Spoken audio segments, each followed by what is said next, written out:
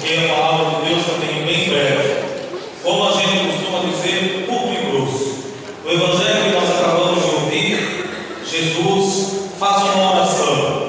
Nessa oração, Jesus louva ao Pai por revelar e por esconder. Revelar essas coisas aos pequenos e aos grandes, aliás, aos pequenos e aos humildes, e esconder aos grandes, aos entendidos, aos grandes e poderosos. Como compreender esta oração de Jesus? Jesus diz que só pode conhecer o Pai quem ele que conhece o Pai e aqueles a quem ele revelar o Pai. Na Bíblia, conhecer é ter uma proximidade muito grande, seria ter intimidade praticamente. Por isso que quando o anjo Gabriel diz à Virgem Maria que ela vai ser mãe, ela logo responde: eu não conheço homem algum. Não é que ela não conhecia nenhum homem, óbvio que ela conhecia vários homens, ela não tinha intimidade. O nosso relacionamento com Deus, no sentido de conhecer a Deus, é dessa proximidade que chega a ser intimidade. Íntimos de Deus. Íntimo de Deus é quem conhece a Deus. Como que Jesus faz essa oração? Pedindo, aliás, louvando e agradecendo ao Pai, porque escondeu essas coisas. Que coisas? Os mistérios do reino de Deus. Aquele que nenhum ser humano, por mais cientista, intelectual que seja, pode manipular ou tornar o seu objeto de pesquisa ou de poder dele se apoderar para dominá-lo, o conhecimento. Na nossa sociedade, o termo conhecimento é um pouco ligado ao domínio. Então existem vários tipos de conhecimento. Existe o conhecimento científico, conhecimento intelectual, conhecimento mitológico, o conhecimento vulgar, conhecido como o conhecimento popular. Significa dizer que quando eu tomo posse de alguém, de alguma coisa, aliás, abordando de uma forma que eu domino e passo a conhecer e dominar completamente alguma área do conhecimento que é objeto meu. Mas o ser humano se engana se pensa que pode agir assim também com Deus. Só a quem eu o revelar, Jesus diz, poderá conhecer o Pai. Jesus, nessas poucas linhas, nos diz uma coisa que é muito importante. É Deus quem toma a iniciativa de se deixar conhecer pelo ser humano. A iniciativa toda é de Deus. Não é como alguma coisa que eu posso dominar a ponto de tornar o meu objeto e ter um domínio de conhecimento sobre ela. Com Deus não funciona. Com Deus não funciona. É preciso, em primeiro lugar, tornar-se pequenos e humildes. Aqui a gente precisa entender o que é ser humilde e pequeno. Tem muita gente que acha que basta colocar um bermudão e uma sandália havaiana castada e uma blusa desbeiçada para ser humilde. Isso pode ser simples. Ser simples é ser a mesma coisa que ser humilde, minha gente? Não. A simplicidade é algo que eu posso ver, que eu apreendo, principalmente externamente. Alguém que se veste muito simples, significa dizer que essa pessoa é humilde? Não necessariamente. Eu vou dizer para vocês que eu já andei muito por esse mundo, viu? Eu já andei pelo Brasil, lá nos Cafundó do Nordeste, fazendo missão, de Minas Gerais, lá no Sul também. Eu já andei pelos Estados Unidos, eu já andei pela Europa, em bastantes lugares, e eu posso dizer a vocês, conheci nessas andanças do Brasil e nos outros lugares do mundo, pessoas muito simples, mas que de humildade não tinham nada. Não tinham nada de humildade. E por outro lado, posso dizer também que conheci pessoas muito ricas e que aparentemente não tinham simplicidade nenhuma, mas eram profundamente humildes. Para dizer para nós, não confundimos então pequenez e humildade. humildade como uma coisa que é facilmente captável, que a gente pode ver, por exemplo, na aparência de alguém. Aliás, Jesus já disse para nós que é a maior roubada julgar pelas aparências, né? Não é verdade? Basta olhar lá em Brasília, todo mundo engravatado, gravata italiano, não é? Pelas aparências são fitas e rendas, né? Mas por baixo é Deus que me defende. Então nada de aparência. A simplicidade, aliás, a humildade e a pequenez nesse sentido evangélico é outra coisa muito diferente. Não se vê, está escondida. Aliás, humildade vem de humus. Humus é aquela terra preta que a minhoca trabalha, concentrada, que você pode pôr lá embaixo, no pé da planta, está lá embaixo, mas tem uma força vital que faz produzir frutos. Isso é humildade. Humildade não é ser bobo, deixar com que os outros pisem, façam a pessoa de gato e sapato. Isso aí é ser tonto, né? É outra coisa. Humildade não tem nada a ver com isso.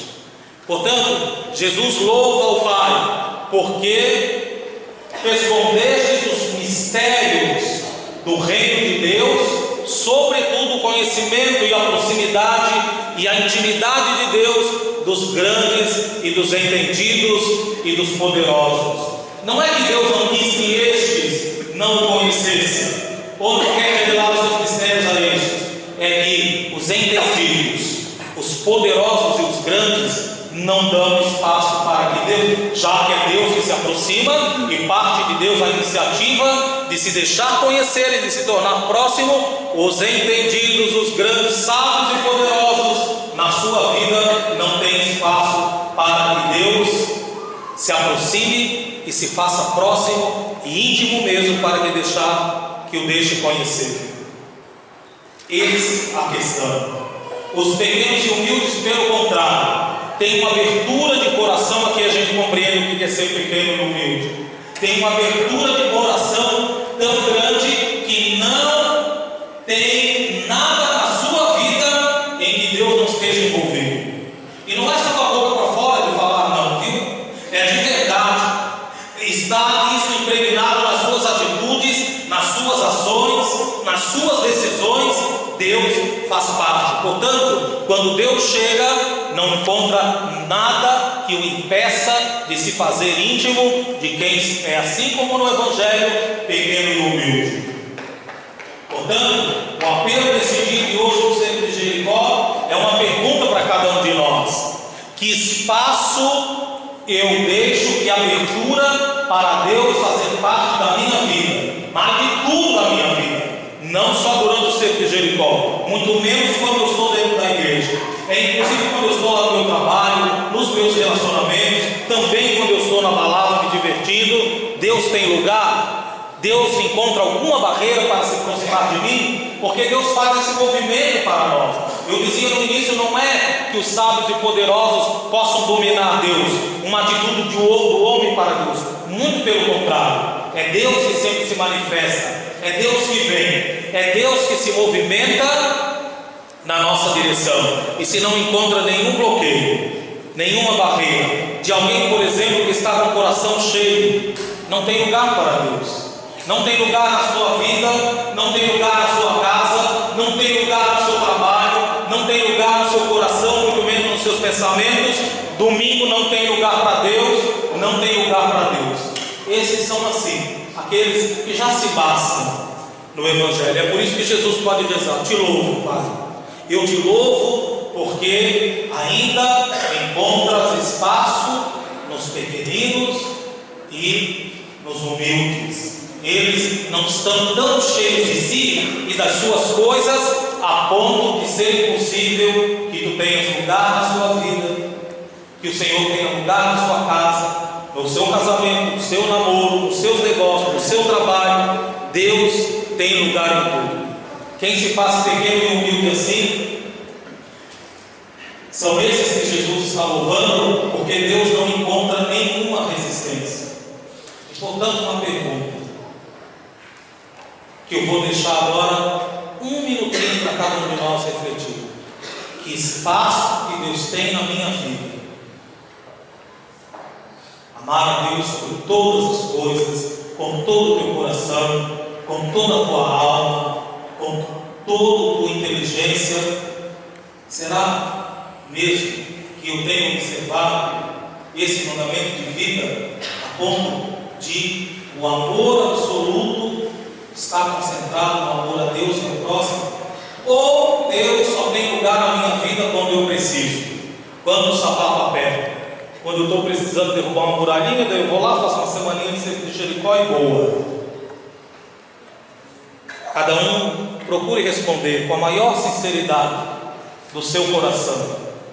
E amanhã, espero que tenha bastante sacerdotes aqui, a partir das 19h30, para que a gente, nesse exame de consciência, possa também ir lá buscar o perdão de Deus e renovar seu compromisso com Deus, para dizer que não quer que encontre Deus em nós nenhuma barreira, a ponto de nós nos tornarmos os sábios, cheios de si, que não tem espaço para Deus se manifestar. Vamos ficar um minutinho em silêncio. É bom a gente olhar para dentro de si mesmos, olhar as várias situações da nossa vida e perguntar: qual é o espaço que Deus tem na minha vida, nos meus projetos, na minha casa, no meu trabalho, nos meus relacionamentos, no domingo?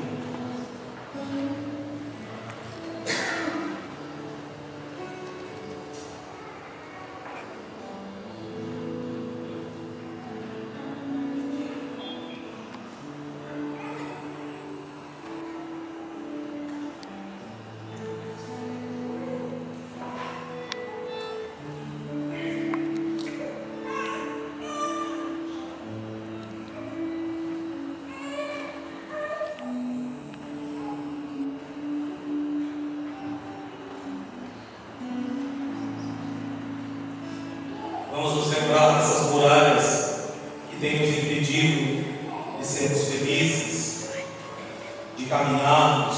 Muralhas são tropeços diante de nós que não permitem o movimento da nossa vida e da nossa caminhada. Elas nos amedrontam às vezes, elas nos fazem desanimar, porque parecem tão monumentais diante da nossa fraqueza e das nossas forças. Mas vamos em pé dizer nesta prece que estamos dizendo todos os dias: o Senhor mesmo será a nossa força. Não tenhas medo, pois eu estou aqui. É o teu Senhor quem diz: quero guiar os passos teus. Entrega-te não para ignorar em teu coração. E quando anoitecer, cansado de encontrar no silêncio teu, eu irei te consolar. Nos braços meus descansarás.